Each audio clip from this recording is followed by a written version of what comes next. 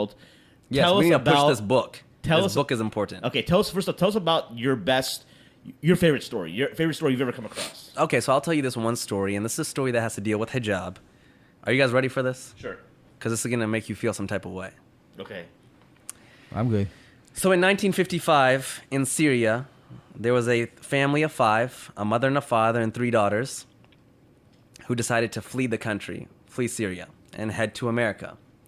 Now, the father told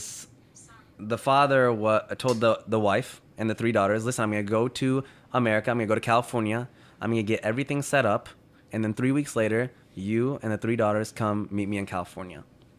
So the father flies to California, is getting everything set up. 3 weeks pass, the mother takes the 3 daughters, and they head, from Syria to America. Their first flight was from Syria all the way to New York City, where they had a layover. Now, when they landed in New York City, the customs said, hey, you guys are here new to America. You need to take all your hijabs off for the green card photo so that you guys can, stay in America.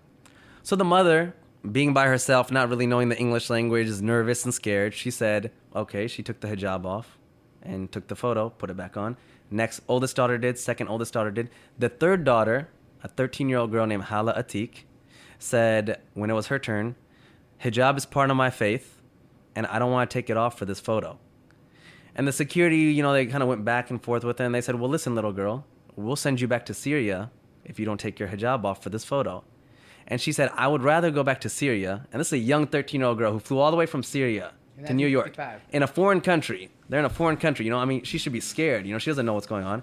She said, I would rather go back to Syria than stay in this country if you guys are going to take my religious, rights away.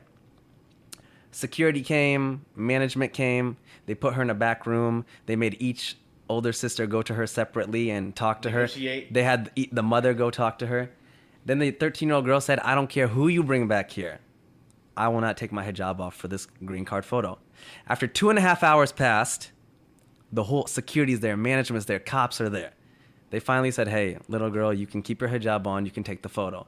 And I have the photo. It's a beautiful photo. It's a black and white photo. What year is this again? What was this? What 1955. Year? Wow. Now, the mom is super upset at this time because she's nervous. She's missing her husband. Syria to New York is not an easy flight. And she's like, you're so stubborn. Why don't you just listen to me?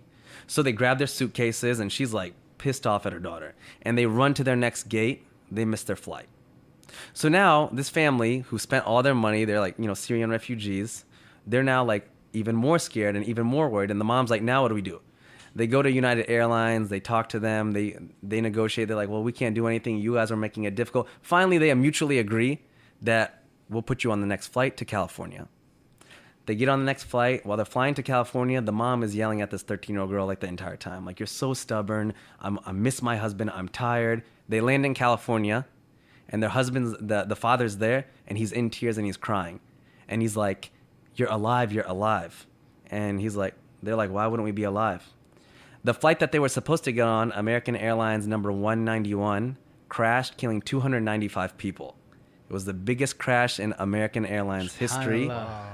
And the young girl, Hala, 13-year-old Hala, looks up at her whole family and says, hijab saved our life. Wow.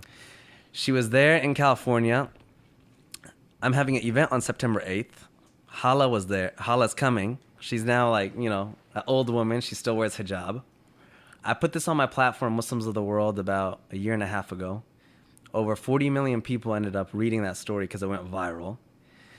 And out of that 40 million, when it went viral, about 10 people converted to Islam because of that story. And about 20 Muslim girls have messaged us and said that they've put on hijab because of this story. Wow. That's That awesome. is probably my most favorite story. I can't imagine there's anything better that can beat that. Now, let me tell you this. On my September 8th event, Yeah. there's going to be the black and white